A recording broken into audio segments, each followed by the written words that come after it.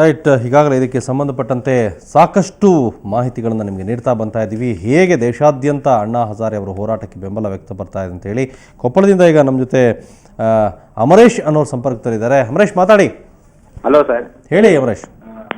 ಈಗ ಅಣ್ಣಾ ಹಜಾರೆ ಸ್ಟ್ರೈಕ್ ಮಾಡ್ತಾ ಇದಾರಲ್ಲ, ಅದಕ್ಕೆ ನಮ್ಮ ರಾಜಕೀಯ ವ್ಯಕ್ತಿಗಳೇನು ಬೆಂಬಲ ಅವ್ರೇನು ಬೇಕಾಗಿಲ್ಲ ಸರ್. ಯಾರಿಂದ? ರಾಜಕೀಯ ವ್ಯಕ್ತಿಗಳ ಬೆಂಬಲ ಏನು ಬೇಕಾಗಿಲ್ಲ. ಓಕೆ, ಯಾರ್ದು ಬೇಡ ಅಂತೀರಿ?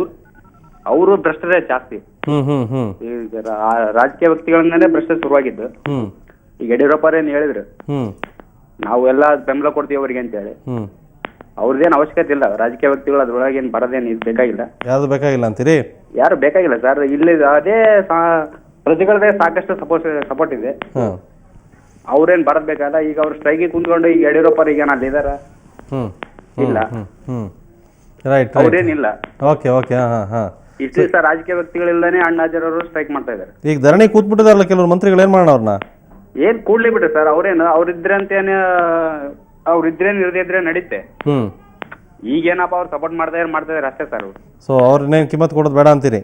ಅವ್ರದೇನ್ ಬೇಕಾಗಿಲ್ಲ ಸರ್. ಓಕೆ ಅಮರೇಶ್. ಓಕೆ, ಭಾರತದಲ್ಲಿ ಸಾಕಷ್ಟು ಪ್ರಜೆಗಳು ಈಗ ಅಣ್ಣಾ ಹಜಾರೆ ಅವರಿಗೆ ಬೆಂಬಲ ಕೊಡ್ತಾ ಇದ್ದಾರೆ.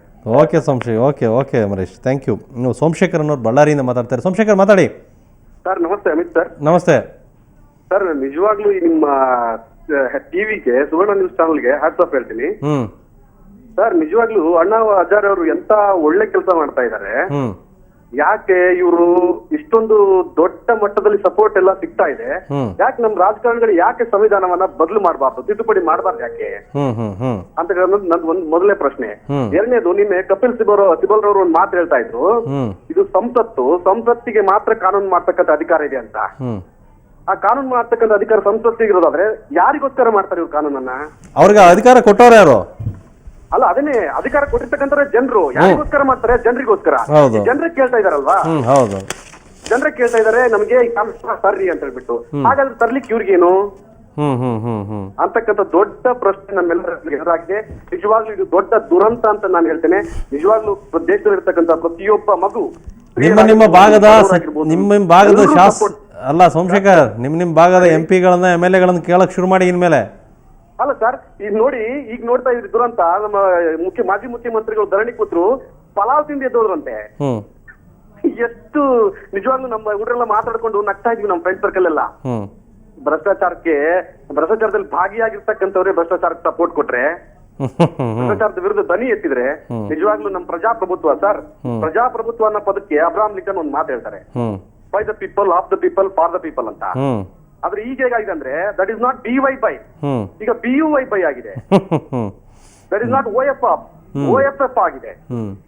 That is not FOR for, ಈಗ FAR ಫಾರ್.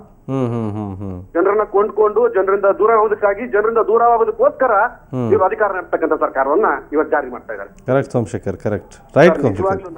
Thank you. ಇನ್ನೊಬ್ರು ಪುರೋಹಿತ್ ಅಂತ ಮಾತಾಡ್ತಾ ಇದ್ದಾರೆ. ಪುರೋಹಿತ್ ಮಾತಾಡಿ.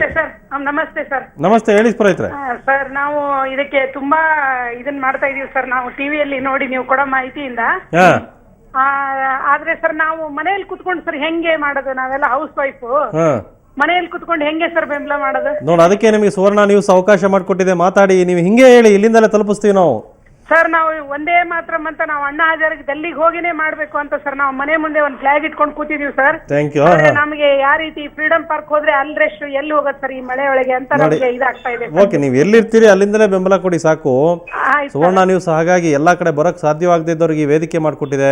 ಥ್ಯಾಂಕ್ ಯು ಸರ್, ತುಂಬಾ ಥ್ಯಾಂಕ್ ಯು. ನಾವು ಯಾವತ್ತು ಅಣ್ಣಾ ಹಜಾರೆವರೆಗೂ ಆದ್ರೆ ನಾವು ಉಪವಾಸ ಮಾಡಿಲ್ಲ, ಅಣ್ಣಾ ಹಜಾರೆ ಅವರಿಗೆ ಬೆಂಬಲವನ್ನು ಕೊಡ್ತಾ ಇದೀವಿ sir. Right. Thank you Purohit, thank you very much.